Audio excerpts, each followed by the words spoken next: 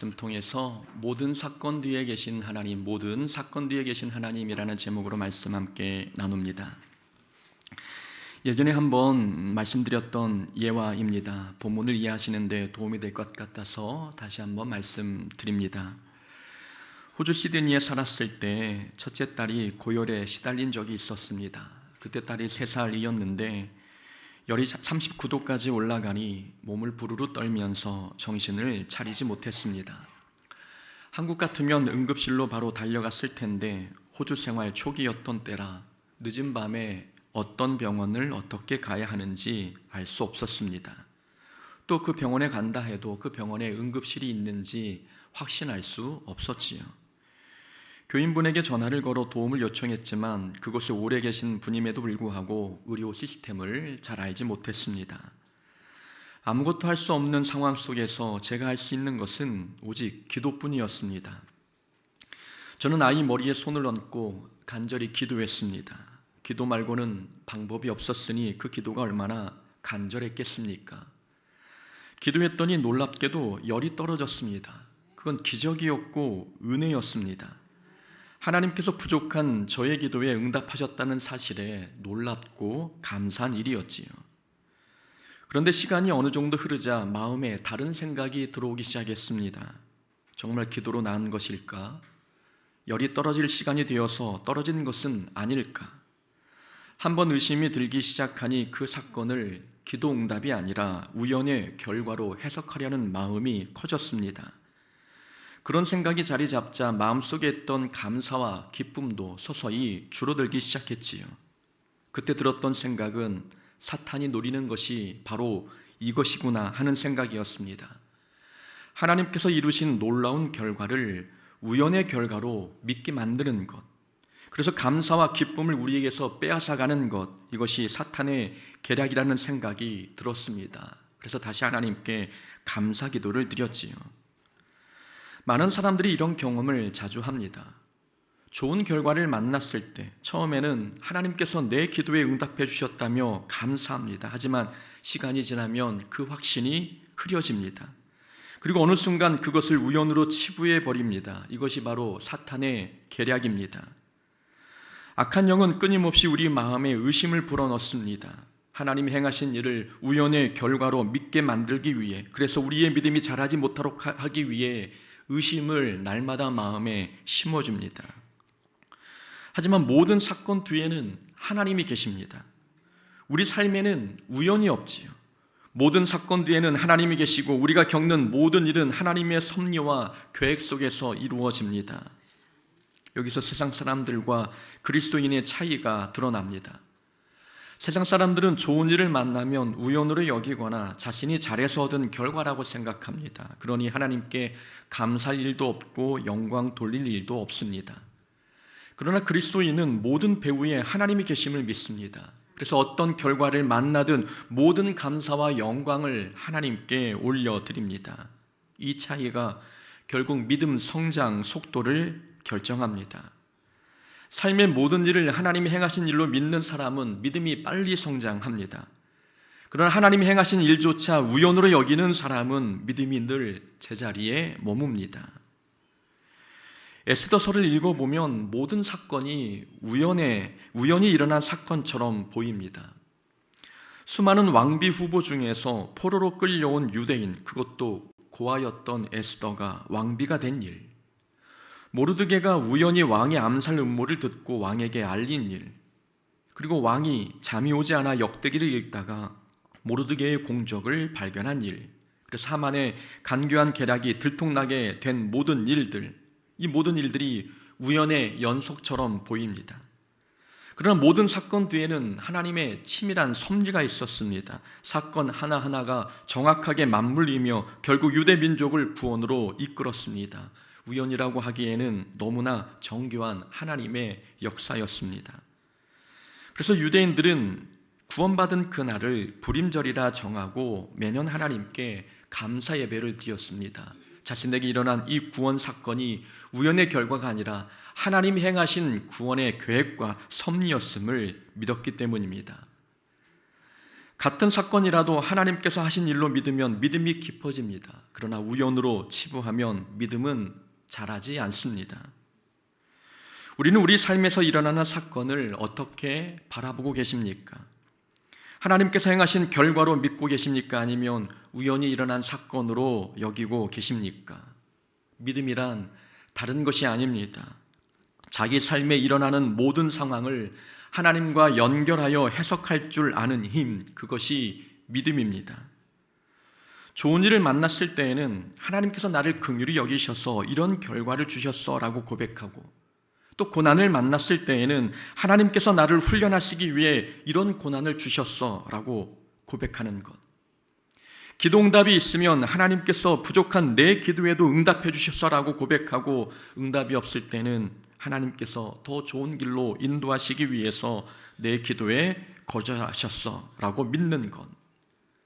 삶의 모든 사건을 하나님의 계획과 연결지어 해석하는 힘, 그것이 바로 믿음입니다. 요셉은 애굽의 노예로 팔려간 자기의 인생을 이렇게 해석했습니다. 하나님이 생명을 구원하시려고 나를 당신들보다 먼저 보내셨나이다. 요셉은 자신이 겪은 고난과 아픔을 하나님의 계획과 연결하여 이해했습니다. 사도 바울 역시 자신이 감옥에 갇힌 사건을 형제들아, 내가 당한 일이 도리어 복음 전파의 진전이 된 줄을 너희가 알기를 원하노라 라고 해석했습니다. 바울은 자신이 당한 고난을 복음 확산을 위한 하나님의 계획으로 믿었습니다. 이렇게 믿음의 사람들은 자신에게 일어난 모든 일을 하나님의 섭리와 연결해서 해석했습니다. 좋은 일만 하나님께서 하셨다고 말하지 않았고, 억울한 일, 고통스러운 일, 이해되지 않는 일들도 하나님의 일을 하심과 연결해서 해석했습니다. 그렇게 한 이유는 모든 사건 배후에 하나님이 계심을 믿었기 때문입니다. 오늘 본문에 등장하는 왕의 신하도 같은 믿음을 보여주고 있습니다. 갈릴리 가버나움에 살던 왕의 신하는 죽을 병에 걸린 자기 아들을 살리기 위해 예수님이 계신 가나까지 찾아갔습니다. 가버나움에서 서남쪽으로 35km 정도 가게 되면 가나 지역이 나옵니다. 왕의 신하가 예수님을 만나 부탁합니다. 예수님, 청하건대 내려오셔서 내 아들의 병을 고쳐주소서라고 부탁합니다. 예수님이 말씀하시기를 가라, 내 아들이 살아있다 라고 말씀하셨습니다. 왕의 신하는 예수님의 말씀을 믿고 집으로 향했습니다.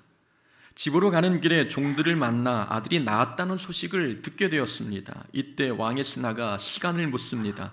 언제 아이가 낳기 시작했느냐 시간을 물었지요. 시간을 물은 이유는 아들이 살아난 사건이 예수님의 말씀과 관련이 있는지 확인하기 위함이었습니다. 확인해 보니 예수님께서 말씀하신 바로 그 시간에 아들의 열이 떨어지기 시작했던 것입니다. 이 사건으로 인해 왕의 신하뿐 아니라 온 가족이 예수님을 믿게 되었습니다. 왕의 신하는 아들의 치유 사건을 우연으로 생각하지 않았습니다. 예수님께서 행하신 놀라운 사건으로 믿었습니다. 이건 대단한 믿음입니다. 한번 생각해 보십시오. 예수님의 아들이 있는 곳까지 함께 동행하신 것이 아니었습니다. 아들을 직접 본 것도 아니었고 머리에 손을 얹고 기도하신 것도 아니었습니다. 단지 35km나 떨어진 곳에서 내 아들이 살았다라는 말씀만 하셨습니다. 이런 정황을 보면 예수님은 아들의 회복에 전혀 개입하지 않은 것처럼 보입니다. 일반적인 사람이라면 아들의 회복 사건은 예수님과 전혀 관련이 없는 우연히 일어난 사건으로 여겼을 것입니다. 그러나 왕의 신하는 자신에게 벌어진 놀라운 사건을 예수님께서 행하신 사건으로 받아들였습니다. 이것이 믿음입니다. 자신에게 벌어진 은혜의 사건을 예수님께서 행하신 사건으로 여기는 것, 이것이 믿음입니다. 우리에게 이런 믿음이 있으십니까? 우리는 삶에 벌어진 모든 사건을 하나님이 행하신 일로 연결지어 생각할 수 있는 믿음이 있습니까? 우리의 믿음도 우리 삶에 벌어진 모든 사건을 하나님께서 행하신 결과로 연결지어 생각하는 이런 믿음이 우리에게 필요합니다. 하지만 우리는 종종 우리 믿음에 대해서 확신이 없을 때가 있습니다. 그래서 하나님께서 은혜를 베풀어 주셔도 하나님께서 나 같은 사람에게 은혜를 부어주실 리 없어 라고 생각합니다. 그러니 은혜의 사건을 경험해도 그 사건을 우연으로 치부할 뿐 하나님께서 행하신 일로 여기지 않습니다. 또 어떤 사람은 자신의 기도에 대해서 자신감이 없습니다. 그래서 기도응답을 받아놓고도 그것이 기도응답이라고 생각하지 못합니다. 하나님께서 자신의 기도를 들어주셨을 리 없다고 생각하기 때문입니다. 낮은 자존감, 기도의 능력을 믿지 못하는 불신, 또 본인에게 있는 큰 죄책감, 이런 여러 이유로 인해 사람들은 자기 삶에 일어난 은혜의 사건을 하나님과 연결시키지 못합니다. 그러니 삶에 감사가 줄고 믿음 성장이 더딥니다. 그러나 우리는 분명히 기억해야 합니다. 우리가 겪는 모든 사건 배후에는 하나님이 계십니다. 하나님의 허락 없이는 아무 일도 일어나지 않습니다. 실패도 하나님의 계획 안에 있고 성공도 하나님의 섭리 속에 있습니다. 그래서 우리는 실패를 만날 때도 성공을 경험할 때도 모두 하나님의 일하심과 연결하여 해석해야 합니다. 실패는 우리를 하나님의 계획으로 이끄시는 인도하심으로, 또 성공은 하나님의 베푸신 긍휼의 결과로 해석해야 합니다. 이렇게 모든 상황을 하나님의 일하심과 연결지어 생각할 때 우리 믿음은 깊어지고 감사는 풍성해집니다.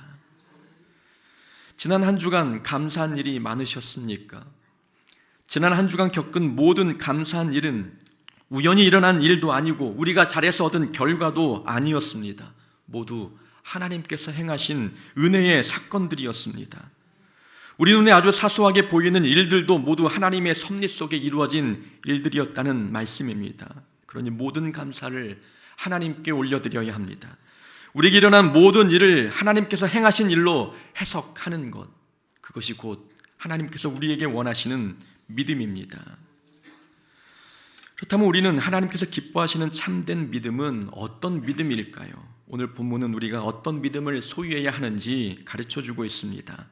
왕의 신하의 모습을 통해 우리가 갖춰야 할 믿음이 무엇인지 세 가지를 살펴보겠습니다. 첫 번째로 우리가 소유해야 할 믿음은 표적이 없어도 말씀만으로 믿는 믿음입니다.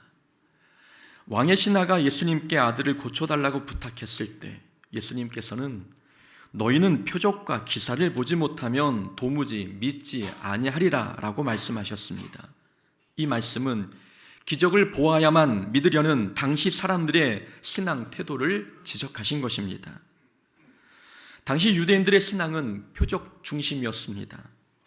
표적 중심의 신앙을 갖게 된 이유는 구약의 역사 때문이었습니다.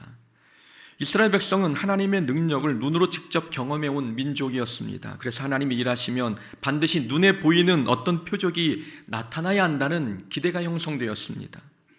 그런 배경이 있었기에 메시아를 기다릴 때에도 메시아라면 당연히 눈에 보이는 어떤 표적이 있어야 한다고 생각했습니다. 그래서 예수님이 등장하셨을 때 유대인들은 우리가 보고 믿을 수 있도록 표적을 보여달라라고 요구했던 것입니다. 시대적 분위기가 이러했기에 예수님께서는 그 시대를 향해 너희는 표적과 기사를 보지 못하면 도무지 믿지 아니하리라 라고 말씀하셨던 것입니다. 하지만 왕의 신하는 표적을 구하지 않았습니다. 예수님께서 가라 내 아들이 살아있다라고 말씀하셨을 때에 그는 말씀을 믿고 집으로 돌아갔습니다. 그 사람이 예수께서 하신 말씀을 믿고 가더니 본문의 말씀처럼 신하는 예수님의 말씀에 권세가 있음을 믿었습니다. 그래서 예수님께서 동행하지 않으셔도 말씀대로 이루어질 줄을 믿고 집으로 향했던 것입니다. 왕의 신하의 믿음은 표적에 근거한 믿음이 아니라 말씀에 근거한 믿음이었습니다. 참된 믿음은 표적에서 생기는 것이 아니라 말씀에서 생깁니다. 우리가 소유해야 할 믿음, 우리 믿음은 표적이 없어도 말씀으로 믿는 믿음입니다. 사람들은 기적 체험을 하면 믿음이 생길 수 있다고 생각합니다. 말만으로는 못 믿겠고 직접 봐야 믿겠다는 것입니다. 하지만 기적은 사람의 마음을 흔들 수는 있어도 믿음을 깊이 뿌리내리게 하지는 못합니다. 믿음을 깊게 뿌리내리게 하고 자라게 하며 열매를 맺게 하는 것은 기적이 아니라 하나님의 말씀입니다. 이스라엘 백성들을 한번 생각해 보십시오. 이스라엘 백성은 광야에서 수많은 기적을 경험했습니다. 홍해가 갈라지는 것을 눈으로 보았고 하늘에서 만나가 내리는 것도 경험했습니다. 반석에서 물이 터져 나오는 것도 직접 눈으로 보았습니다. 인간적으로는 설명할 수 없는 하나님의 놀라운 능력을 날마다 경험하고 체험했습니다. 그런데 그렇게 많은 기적을 보았음에도 불구하고 그들의 믿음은 깊어지지 않았습니다. 오히려 조금만 상황이 어려워지면 원망하고 불평했습니다. 이유는 기적이 부족해서가 아니라 말씀을 믿지 않았기 때문입니다. 하나님께서는 출애굽 때 분명히 약속해 주셨습니다. 내가 너희를 젖과 꿀이 흐르는 땅으로 인도하겠다. 반드시 인도하겠다 약속해 주셨습니다. 그러면 그 약속을 믿고 어떤 어려움이 닥쳐도 믿음의 태도를 잃지 않아야만 했습니다. 그러나 백성들은 문제가 생길 때마다 왜 우리를 여기까지 데리고 와서 죽게 하느냐고 원망했습니다. 하나님의 말씀을 믿지 못하니 상황 변화에 따라 믿음도 함께 흔들렸습니다. 이들의 모습을 보면 기적을 많이 체험한다고 해서 믿음이 깊어지는 것은 아님을 알게 됩니다. 기적은 우리 눈을 놀라게 할 수는 있습니다. 그러나 사람의 중심을 바꾸는 것은 하나님의 말씀입니다. 말씀을 믿지 않으면, 말씀을 듣고 믿지 아니하면 기적을 봐도 믿을 수 없는 것입니다.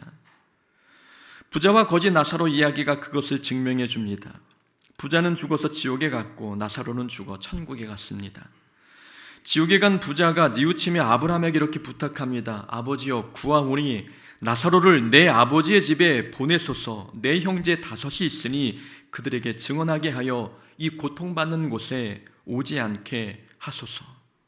이 말을 듣고 아브라함이 대답합니다. 그들에게는 모세와 선지자들이 있으니 그들에게 들을지니라. 이미 이 땅에는 말씀을 전하는 자들이 많으니 그들에게 들으면 된다는 말씀입니다. 그러나 부자가 이렇게 대답합니다. 아닙니다. 다른 사람이 전하는 것보다 죽은 자가 살아나서 전하는 것이 더 효과적일 것입니다. 그러면 제 형제들이 회개하고 믿을 것입니다. 그때 아브라함이 대답하기를 말씀을 듣고 믿지 않으면 죽은 자가 살아나서 말한다 해도 믿지 않을 것이다. 기적 체험이 아니라 말씀만으로 구원을 얻을 수 있다는 겁니다. 꼭 기적과 표적을 봐야만 믿음에 이르는 것이 아님을 강조하고 있는 말씀입니다. 기적을 보면 믿음이 생길 것 같습니까? 그렇지 않습니다. 말씀을 듣고 믿지 못하면 기적을 봐도 믿지 못합니다. 그러므로 믿음은 들음에서 나며 들음은 그리스도의 말씀으로 말미암았느니라. 로마서의 말씀입니다. 이 말씀처럼 믿음은 보는 것에서 나지 않고 듣는 것에서 납니다. 하나님의 말씀에는 능력이 있습니다. 그래서 말씀만으로 우리는 위로받을 수 있고 말씀만으로 회복될 수 있으며 말씀으로 치유받을 수 있습니다. 우리의 신앙은 표적 중심이 아니라 말씀 중심이 되어야 합니다. 우리가 소유해야 할 믿음은 표적이 없어도 말씀만으로 믿는 믿음입니다. 두 번째로 우리가 소유해야 할 믿음은 결과를 보지 않고 믿는 믿음입니다. 예수님은 왕의 신하에게 말씀하셨습니다. 가라, 내 아들이 살아있다. 우리가 상식적으로 생각해 볼 때 예수님께서 가버나움까지 동행하셔서 아이의 상태를 직접 보시고 손을 얹어 기도해 주시면 이 왕의 신하 입장에서는 더 안심이 되지 않겠습니까? 그러나 예수님은 그렇게 하지 않으셨습니다. 동행하지 않으시고 다만 내 아들이 살아있다라고 말씀만 하셨습니다. 예수님, 만약 제가 집에 돌아갔을 때 아들이 낫지 않으면 어떻게 합니까? 그때는 어떻게 제가 다시 예수님을 모시러 다시 오기에는 시간이 촉박하지 않습니까? 아들이 더 위독해질 겁니다. 그러니 만일을 대비해서 예수님, 저와 함께 우리 집까지 함께 가주시면 안 되겠습니까? 왕의 신하는 이렇게 요구하지 않았습니다. 말씀을 믿고 즉시 집으로 향했습니다. 아들이 낳았는지 확인할 수 없는 상황이었지만 예수님께서 말씀하시니 말씀을 믿고 집으로 돌아갔습니다. 왕의 신하의 믿음은 결과를 보고 믿는 것이 아니라 결과를 보기 전에 말씀을 듣고 믿는 믿음이었습니다. 이 믿음이 참된 믿음입니다. 진정한 믿음이란 내 눈에 아무 증거가 나타나지 않아도 하나님의 말씀이 그렇다면 먼저 믿는 것입니다. 믿음은 바라는 것들의 실상이요 보이지 않는 것들의 증거니 히브리서의 말씀입니다. 믿음은 보지 않는 것을 본 것처럼 믿는 것을 말합니다.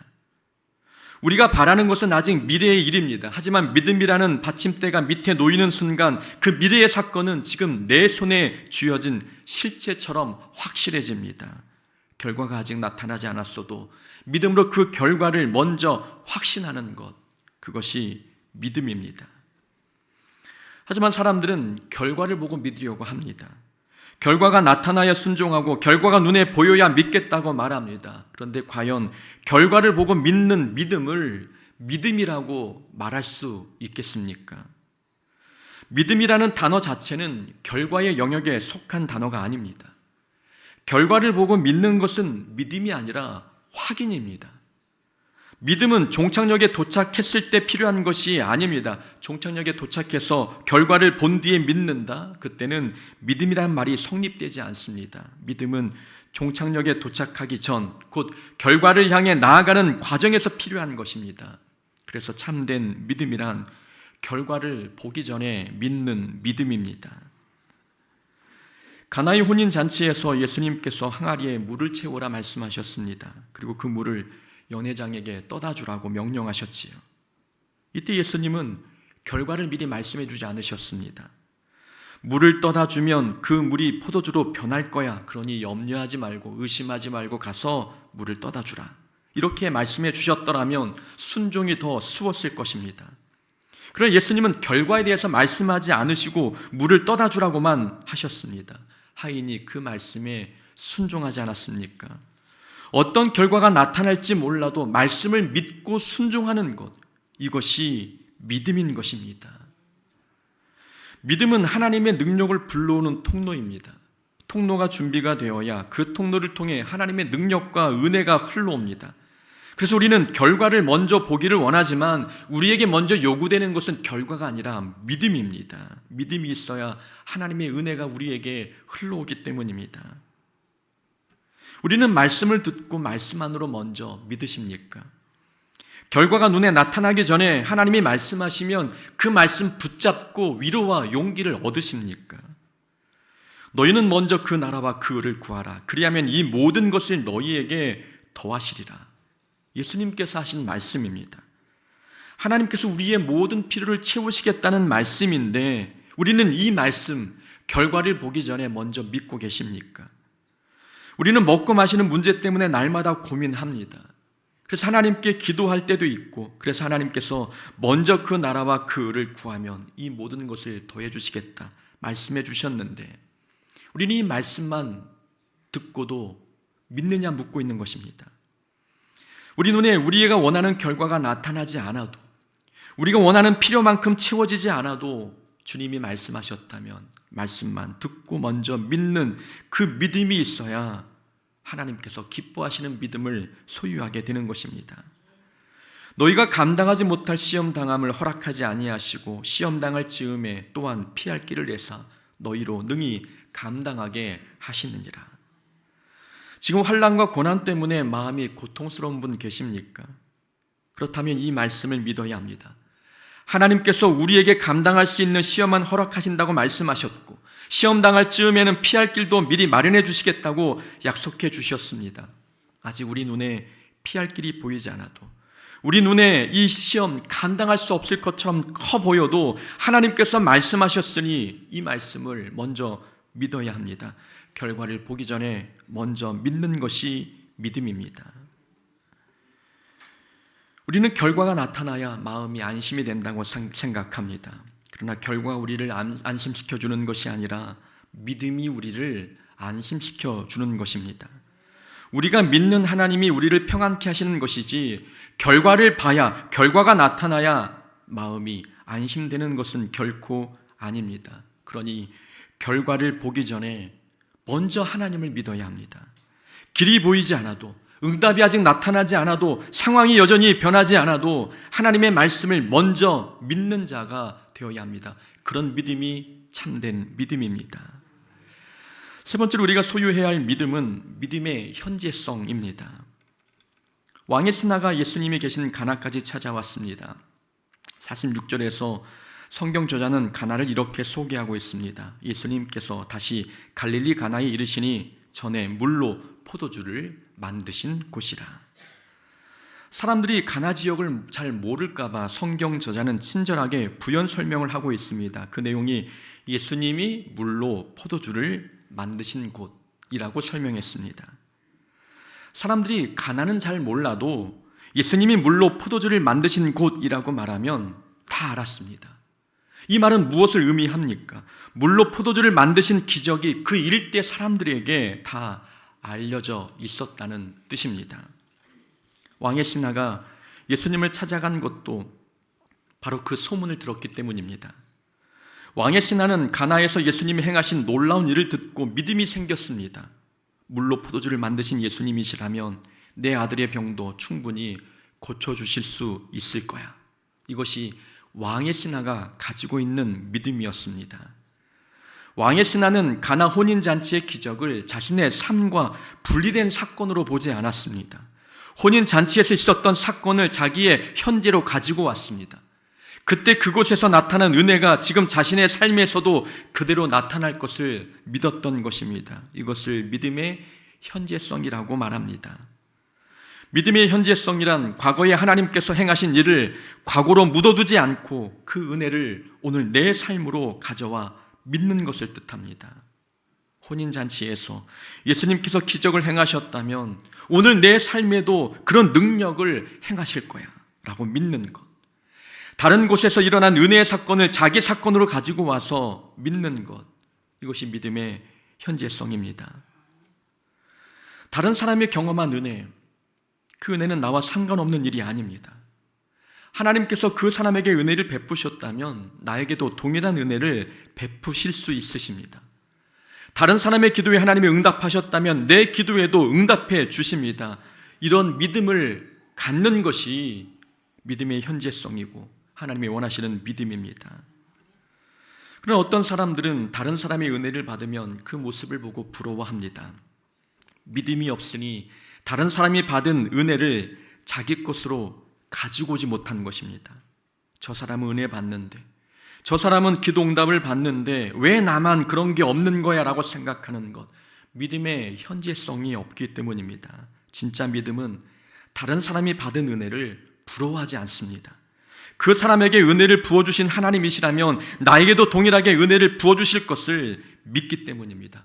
그런 믿음이 있으면 다른 사람이 어떤 은혜와 어떤 복을 얻어도 부럽지 않습니다. 우리가 성경 속 사건을 전설이나 꾸며낸 동화로 보지 않는 이유가 무엇 때문입니까? 성경 속 사건이 지금 우리 삶에도 나타날 것을 믿기 때문입니다. 또 그렇게 되고 있지 않습니까?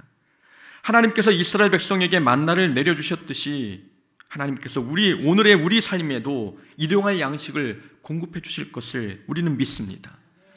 홍해를 갈라 길을 내셨듯이 지금도 우리 인생을 가로막고 있는 문제 하나님이 열어주실 것을 믿고 있습니다. 성경의 모든 사건은 오늘 우리 삶에도 동일하게 나타날 수 있는 하나님의 능력임을 우리는 믿고 있는 것입니다. 그래서 우리는 성경 이야기를 과거의 사건으로 또 전설로 두지 아니하고 지금 우리 삶에서 동일하게 역사하실 하나님의 능력으로 믿는 것입니다. 이것이 믿음의 현재성입니다. 오늘 하나님께서 왕의 신의 아들을 고쳐주셨습니다. 그렇다면 그 하나님께서 오늘 우리의 삶의 문제도 해결해 주시고 고쳐주실 것 우리는 믿어야 되지 않습니까? 우리에게 믿음이 있다면 왕의 신하에게 나타난 놀라운 기적의 은혜가 우리 삶에도 나타날 것을 믿게 되는 것입니다. 믿음은 특별한 것이 아닙니다. 내 삶에 일어나는 모든 일을 하나님의 일하심으로 해석하는 것, 그것이 믿음입니다. 표적이 없어도 믿고 결과를 보기 전에 먼저 믿으며 과거의 은혜를 오늘 내 삶으로 가져오는 믿음, 이 믿음을 붙들고 살아갈 때 우리 삶은 우연이 아니라 하나님의 은혜로 가득 채워질 것입니다. 이번 한 주간도 모든 사건 속에서 하나님의 일하심을 발견하며 살아가는 믿음의 자녀 되기를 주의 이름으로 축원합니다. 아멘.